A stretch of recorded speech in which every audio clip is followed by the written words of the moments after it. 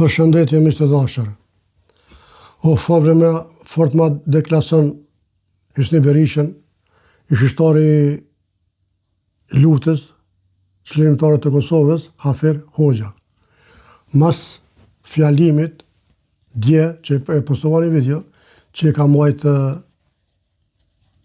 në një debat Kanal 10 më doket, Hysni Berisha, e që i ofendoj ma shumë se gjysën e Kosovës.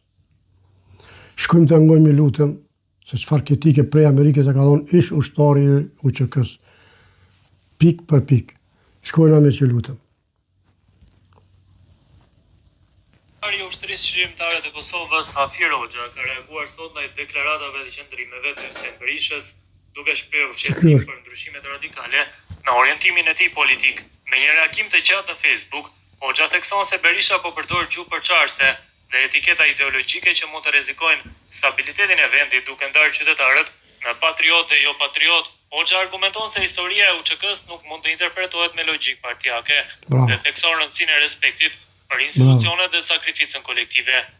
Ai shpreh gjithashtu në favor të rizgjedhjes së presidentes Vjosa Osmani, duke nxjerrë në pa cilësitë e saj profesionale, përvojën institucionale dhe orientimin pro-evropian. Hysni Berisha nuk dua polemik, por kam arsye të mos rri pa reaguar. Jam mjaft i qartë, qëndrimet e tua politike, sidomos pas angazhimit në PDK, kanë befasuar shumë prej nesh, ish pjesëtar të UÇK-s, koleg në TMK dhe FSK dhe drejtues të LDK-s. Ndryshimi yt është i dukshëm dhe radikal. Në UÇK ke qenë në komandën e oficerëve të shkolluar ushtarak dhe ke përfituar nga përvoja e tyre. Më vonë edhe në TMK e FSK ke ndërtuar një uri e autoritet, prandaj sot është e pakuptueshme pse shfaqesh si militant ekstrem, me gjuhën përçarëse, arrogante dhe presion ndaj bashkëbiseduesve. Në debatet e fundit, veçanërisht kundër presidentes Vjosa Osmani, po abuzon me shifra zgjedhore, duke i ndarë qytetarët në patriot dhe jo patriot. 60% e votuesve e etiketon si antikombëtare kundër UÇK-s dhe rini e komunistëve, ndërsa votuesit e PDK AK si të vetmit meritor. Bravo. Kjo logjik është e rrezikshme, përçarëse dhe destabilizuese dhe i shërben narrativës serbe kundër Kosovës. Shpesh abuzon në debate me individ, intelektual, aktivistë ndryshëm, duke i bërë presion, ofendime dhe mosnjohjes të vlerave dhe meritave të tyre në limit e caktuara. Aktivitetet e tyre intelektuale, diplomatike, lobime, donacione, organizime dhe protekst ndin se asgjë nuk është ajo, nëse nuk e kanë marrë pushkën në dorë.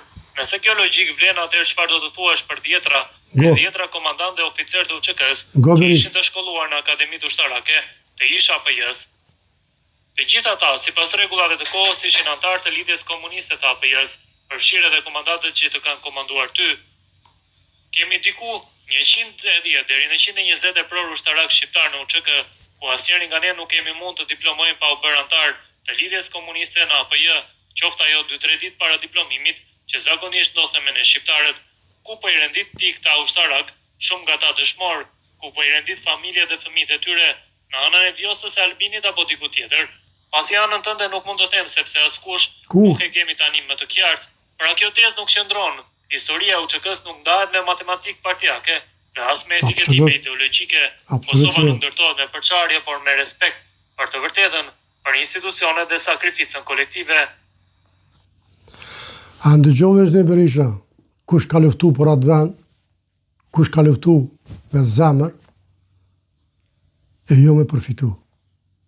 E mu po më doket që ti ke luftu për me përfitu.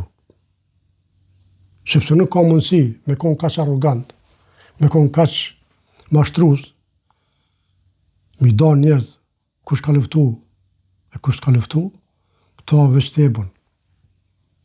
Qka kështë e bo ti mos i shkon diaspora, e one?